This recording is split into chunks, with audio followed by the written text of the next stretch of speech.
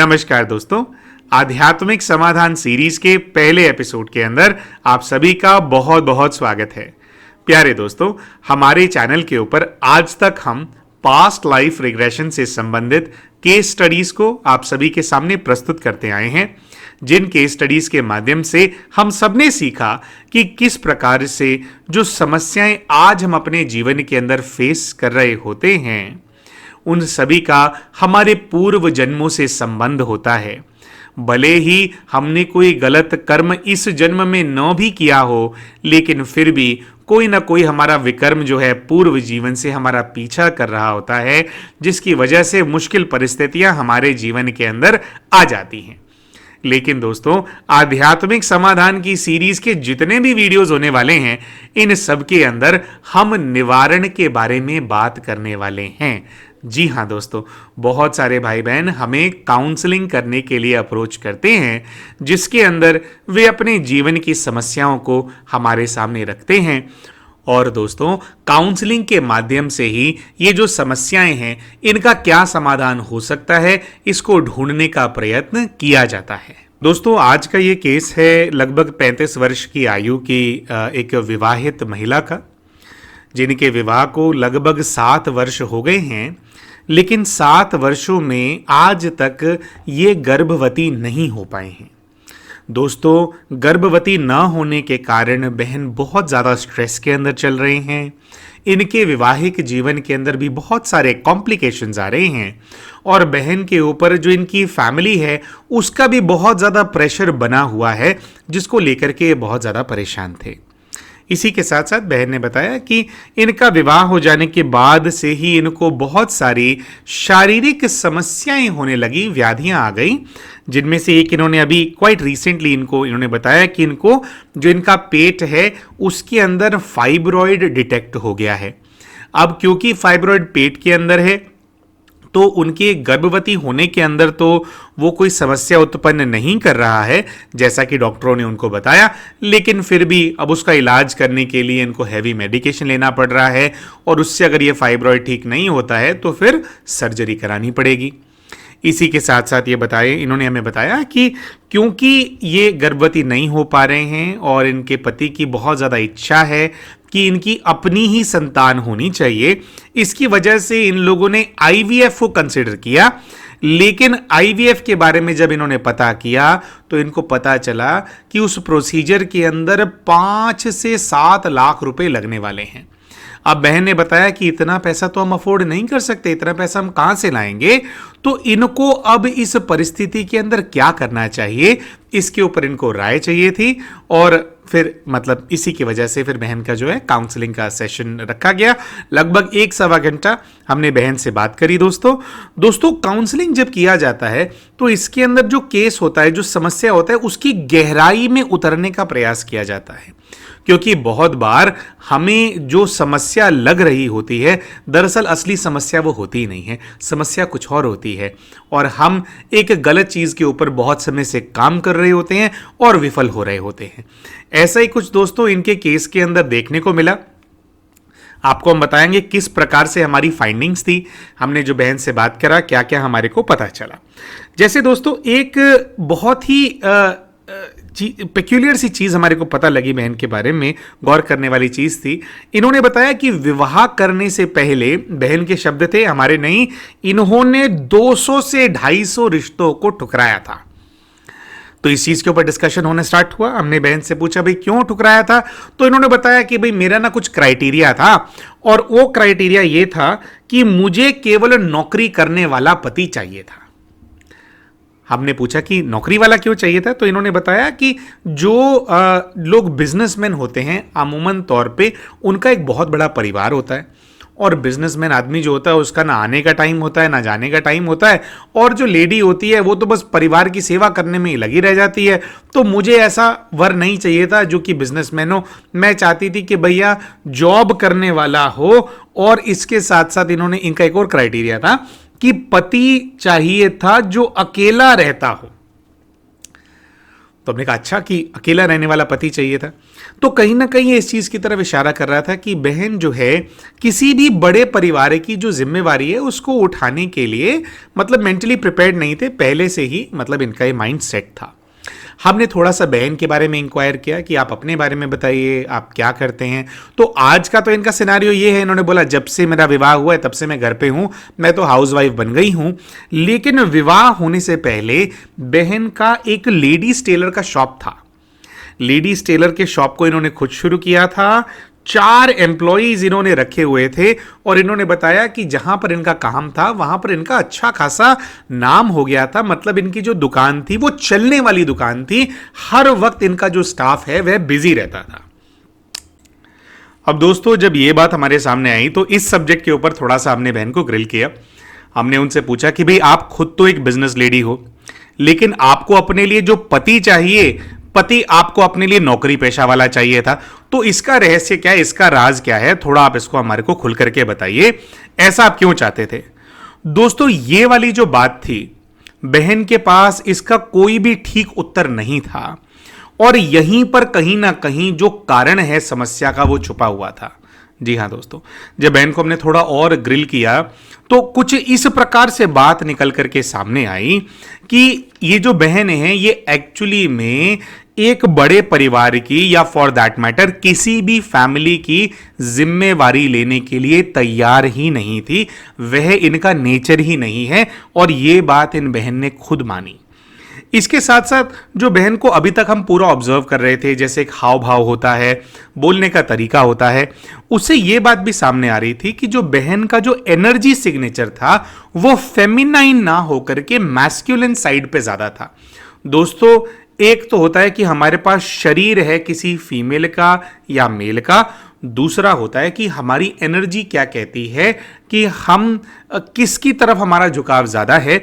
तो बहन है तो महिला, लेकिन जो उनका एनर्जी सिग्नेचर है उसने हमें कहीं ना कहीं बता रहा था बातचीत के तरीके से कि उनका थोड़ा मैस्कुलिन है, जिसका मतलब ये होता है, जो कि बहन ने भी खुद माना, कि उनके अंदर जो लड़कियां होती हैं उनके तरह नज़ाकत नहीं है। जैसे लड़कियां नज़ाकत से रहती हैं या जैसे कन्याएं होती हैं, उनके शब्द हैं ये, हम कोई कमेंट पास नहीं कर रहे बहनों के ऊपर, कि उन्होंने बोला कि जैसे लड़कियां होती हैं उनको थोड़ी बातें करने की आदत होती हैं, इसके बारे में उसके बारे में। तो उन्होंने बोला मुझे कभी भी ये चीज़ पसंद नहीं थी, मुझे ये है कि भाई काम पे जाओ, काम की बात करो, उससे ज़्यादा फालतू बात नहीं करनी चाहिए। और काम के अंदर ही मेरा मन लगता था और जो मतलब काम धंधा है ना जो इनका चलता था, जो इन्होंने खुद सेट किया था, उससे इनको बहुत ज़्यादा मोटिवेशन मिलता था।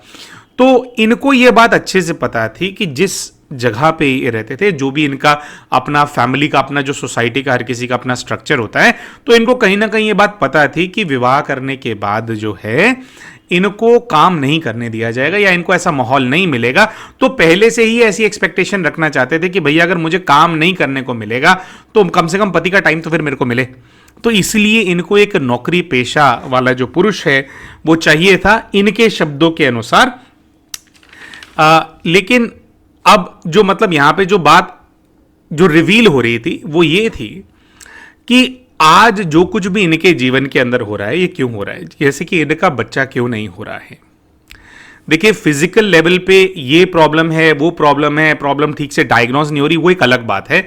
लेकिन जो हमारा सबकॉन्शियस माइंड होता है, जो हमारा अवचेतन मन होता है, वो बहुत कुछ क्रिएट करता है हमारे अंदर, हमारे जीवन के अंदर।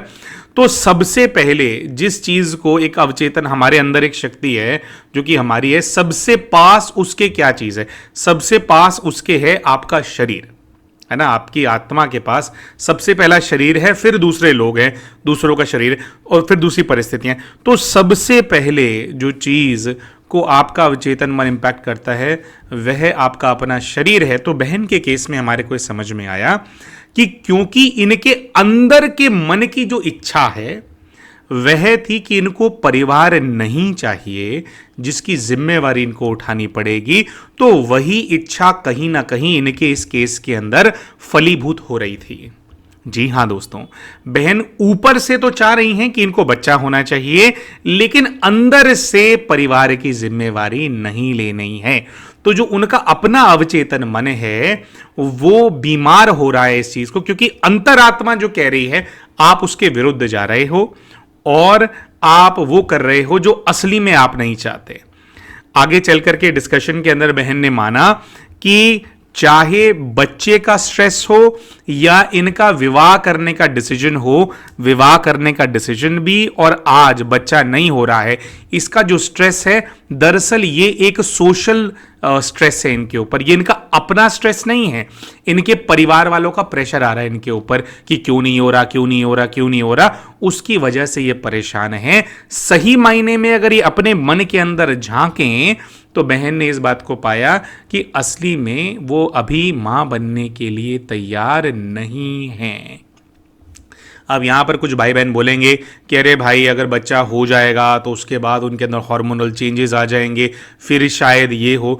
दोस्तों होता क्या है कि बहुत सारे लोग ना इन्हीं चीज़ों की वजह से रिस्क ले लेते हैं, वो कुछ ऐसा कर लेते हैं जो करने के लिए असली में वो तैयार नहीं है, वो प्रिपेयर्ड नहीं है, मेंटली रेडी नहीं है, और जब वो चीज़ हो जाती है तो उन्होंने ऐसा ही कुछ सोचा होता है कि बाद में चीज़ बदल जाएगी, बाद में होगा, बाद में फिर वो होता नहीं है और फिर वो जिंदगी भर परेशान रहते हैं।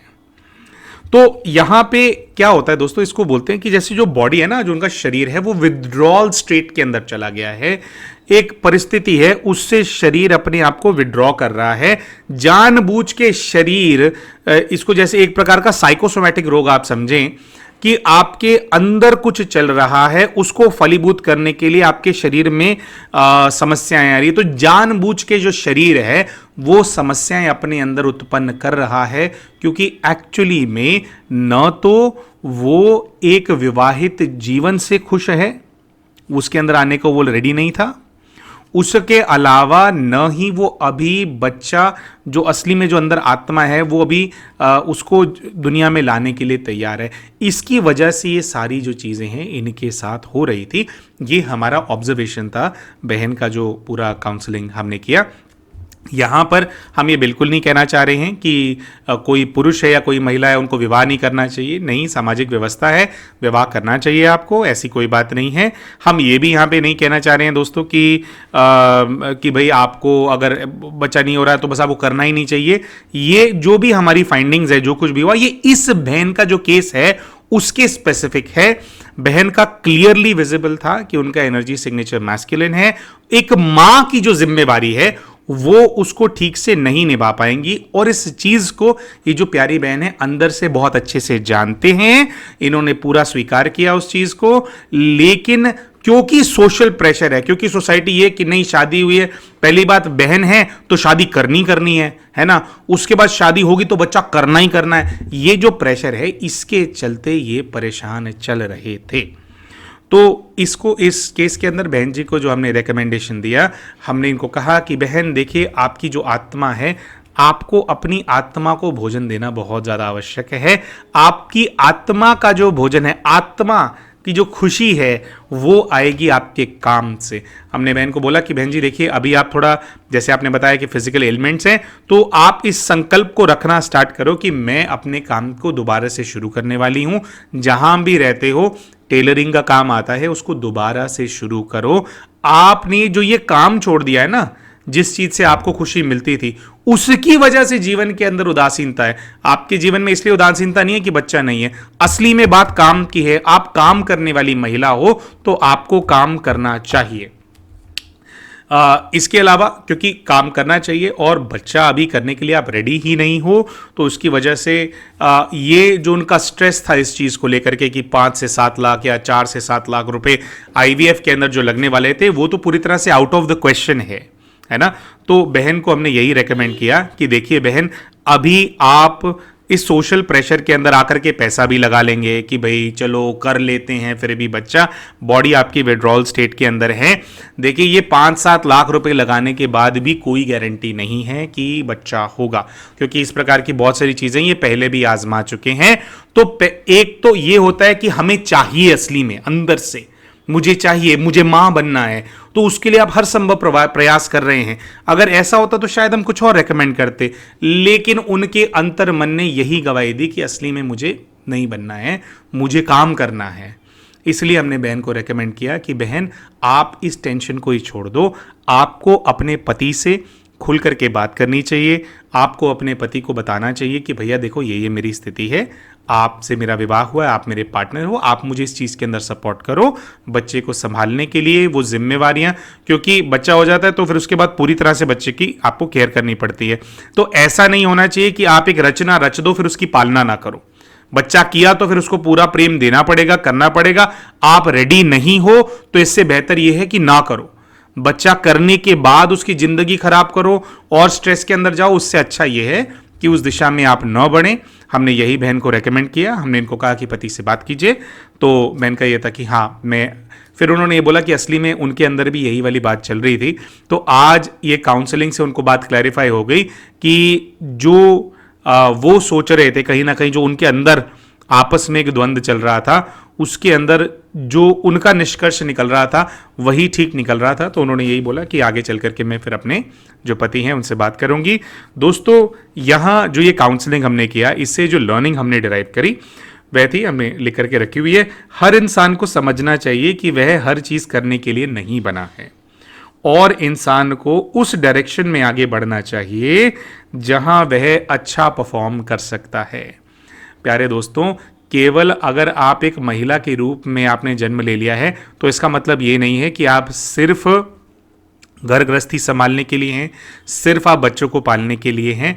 और हम इस पे ये कमेंट नहीं कर रहे हैं कि भाई नहीं करना चाहिए। देखिए, बहनें होती है एक्चुअली में वो करना चाहती हैं इस चीज़ को, एक्चुअली में उसी दिशा में बढ़ना चाहती हैं, उनको खुशी मिलती है इस चीज़ से, बहुत अच्छी बात है। लेकिन ज़रूरी नहीं है कि यही ही आपको करना है ना। तो आपको अपने अंतर मन में झांकना बहुत ज्यादा जरूरी है कि आपको किस चीज से खुशी मिलती है। झूठ की जिंदगी से जीने से बेहतर यह है कि सच बोल करके एक बारी बुरे बन जाओ और उसके बाद सच के साथ जियो। सच के अंदर क्या होता है, मैनिपुलेशन नहीं होता। जब झूठ होता है तो उसके अंदर फिर मैनिपुलेट, अभी भी क्या हो रहा है, मैनिपुलेट ही तो हो रहा है। इनको पति के सामने एक्टिंग करनी पड़ रही है कि भैया चल IVF करा लेती हूँ, ये है वो है, लेकिन अंदर से क्या चल रहा है कि मैं जिम्मेवारी लेने के लिए रेडी नहीं हूं। तो सच बोलो, सुखी रहो। आशा करते हैं दोस्तों, आज का ये जो वीडियो हमने बनाया इससे आपको भी अपने जीवन में आगे बढ़ने के लिए कोई अच्छी शिक्षा मिली होगी। वीडियो पसंद आया हो तो वीडियो को लाइक ज़रूर करें। चैनल अभी तक सब्सक्राइब नहीं किया तो चैनल सब्सक्राइब भी कर लेना और वीडियो में कमेंट करके ज़रूर बताएं कि आज के इस वीडियो से आपने क्या सीखा। मिलते हैं अपने अगले वीडियो के अंदर। नमस्कार।